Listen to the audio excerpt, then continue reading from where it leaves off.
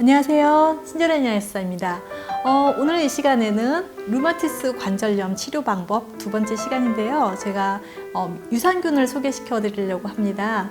유산균을 말씀을 드리기 전에 유산균이 이 자가면역질환 류마티스 관절염을 어떻게 치료하는지에 대해서 먼저 설명을 드릴까 합니다. 지난 시간에도 제가 말씀을 드렸다시피 우리 면역세포에는 항체를 만들어내는 세포와 그리고 세균하고 직접 싸우는 세포가 있다고 말씀드렸고요. 이게 자가면역질환은 항체를 만들어내는 세포가 너무 과잉 활성된, 그래서 세균과 바이러스와 싸우는 체제는 오히려 떨어져 있는 것들을 이렇게 균형을 잡아주는 방법에 대해서 말씀을 드렸어요. 이번 시간 유산균은 제가 아토피 편에서도 충분하게 말씀을 드렸었는데요. 자, 유산균 중에서 우리 몸의 유산균이요, 사실 미생물이라고 표현해야겠죠. 미생물이 한 100조에서 1000조 마리만큼 있다고 해요.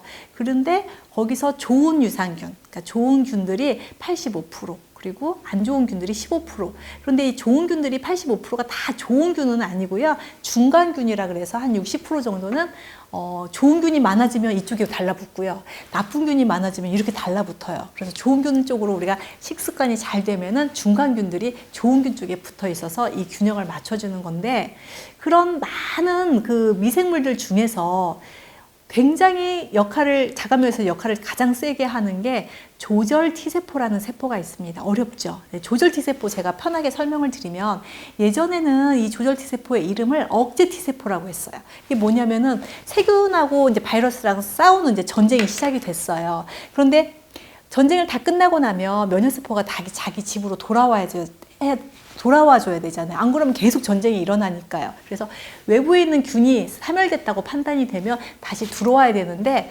그거를 명령하는 세포가 억제 T세포라는 서프레서 T3라는 표현이 있었습니다. 그래서 그렇지 않고 억제가 되지 않으면 계속 우리 몸에서 전쟁을 치러서 우리 몸이 황폐화돼 버릴 거예요. 그래서 그걸 억제 T세포라고 했는데, 현대에 와서 이제 이름이 바뀌었습니다. 조절 T세포로. 그건 뭐냐면은 전쟁터에 나가라고 지시하는, 그러니까 사령부 같은 거예요. 지시하는 일도 이 조절 T세포가 하고, 이제 전쟁이 끝났으니까 집에 들어와 라고 명령하는 것도 조절 T세포가 하는데, 이 자가면역질환은요, 이 조절 T세포가 고장이 났더라는 거예요.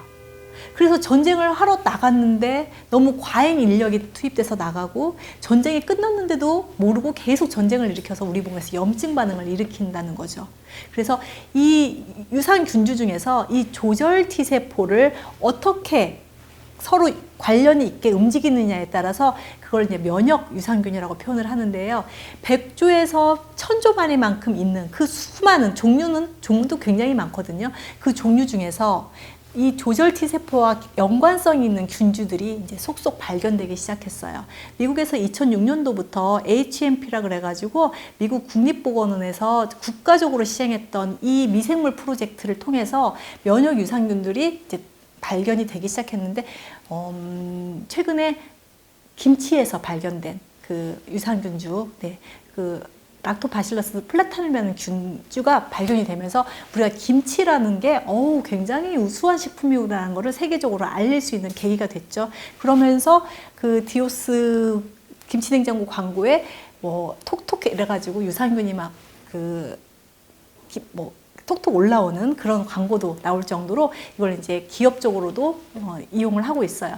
그런 균주들을 얼마나 잘 조합해서 묶어서 나왔느냐에 따라서 이거를 자가면역질환에 치료할 수 있느냐 없느냐가 판별이 되는 겁니다.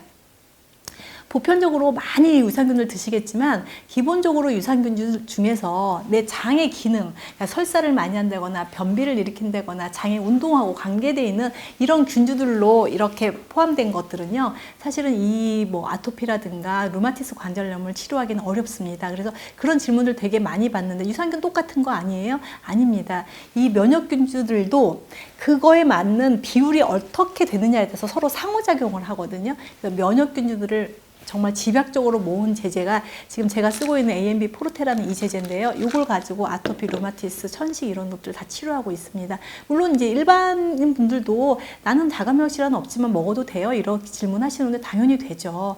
면역뿐만이 아니라 장내 기능도 굉장히 도움을 많이 줘서, 사실 저희 약국에서 정말 제일 많이 나가는 유산균 중에서 그냥 단연 1등을 하고 있는 제품이기도 합니다. 그래서 이런 유산균이 조절 T세포를 조절해서 전쟁터에 나갈 것이냐 말 것이냐 그런 것들을 조절할 수 있는 사령부 역할에 도움을 주는 유산균주들만 모아있다. 그거 하나에다가 전쟁이 일어나면 외부에서 적이 쳐들어왔다고 정보를 주는 세포가 있어야 되잖아요. 그걸 이제 수지상 세포라고 하는데 수지상 세포하고도 이 유산균주하고도 관련이 있다고 면역학에서 이제 발표가 됐습니다.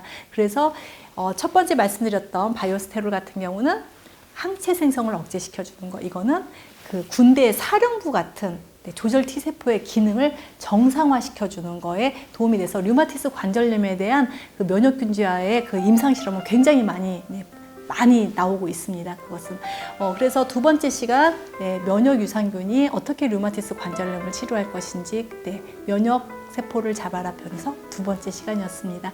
이 시간 여기서 경청해 주셔서 감사드리고요. 여기서 마치도록 하겠습니다. 고맙습니다.